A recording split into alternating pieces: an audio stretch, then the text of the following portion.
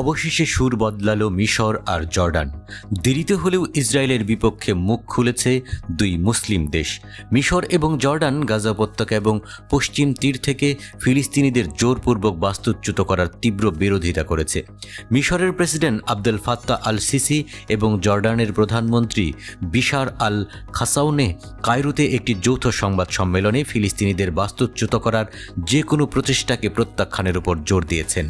তারা সংঘাতের শান্তিপূর্ণ সমাধান খুঁজে বের করার প্রতিশ্রুতি পুনর্ব্যক্ত করেন এবং একটি স্বাধীন ফিলিস্তিন রাষ্ট্র প্রতিষ্ঠার জন্য তাদের সমর্থন পুনর্ব্যক্ত করেন।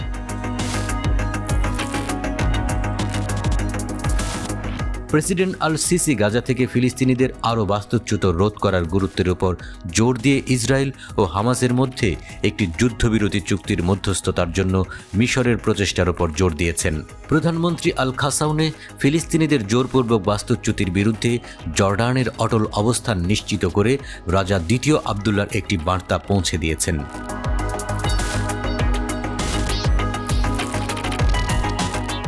এদিকে মিশরীয় কর্মকর্তারা US central intelligence agency CIA এর পরিচালক উইলিয়াম বার্নসকে জানিয়ে দিয়েছেন, ফিলিস্তিনি রাফাতে অভিযান শেষ করতে ইসরায়েলের উপর গুরুতর চাপ প্রয়োগ করতে হবে।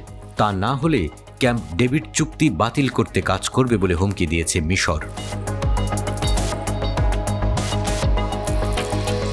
মধ্যপ্রাচ্যে শান্তি ফেরানোর গুরুত্বপূর্ণ একটি উদ্যোগ ক্যাম্প ডেভিড চুক্তি। 1978 সালের 17 সেপ্টেম্বর যুক্তরাষ্ট্রের মেরিল্যান্ডের ক্যাম্প ডেভিডে এই চুক্তি সই হয়।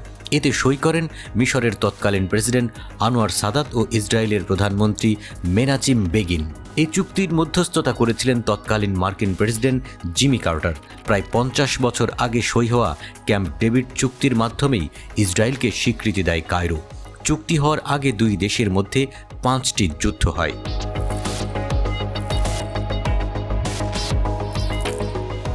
মারিফ জানিয়েছে, ক্যাম্প ডেভিড চুক্তি বাতিল করার জন্য মিশরীয় সংবাদ সংস্থাগুলোর উপর বর্ধিত মিডিয়া চাপের পরে ইসরায়েলি কর্মকর্তারা এই দাবিগুলোর সত্যতা, মাত্রা এবং তাৎপর্য নিশ্চিত করার জন্য মিশরের সাথে যোগাযোগ শুরু করে।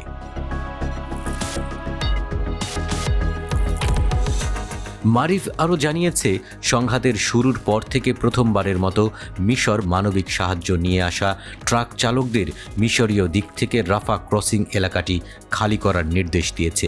একই সাথে সীমান্ত অঞ্চলে নিরাপত্তা পরিস্থিতির অবনতিজনিত উদ্বেগের কারণে সেখানে নিরাপত্তা ব্যবস্থা জোরদার করেছে।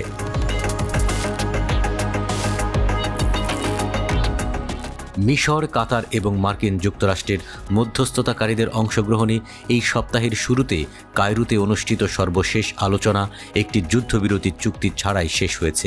হামাস এবং ইসরায়েলের মধ্যে বিরোধ বজায় রয়েছে, কারণ হামাস শত্রুতা স্থায়ীভাবে বন্ধ করার দাবিতে জোর দিয়েছিল, কিন্তু ইসরায়েল এই দাবি প্রত্যাখ্যান করেছে। ইসরায়েল হামাসের সাথে সংঘাতের অবসানের ইঙ্গিত ছাড়াই গাজা থেকে তার জীবিত জিম্মিদের মুক্তির অন্তর্ভুক্ত একটি যুদ্ধবিরতি চায়।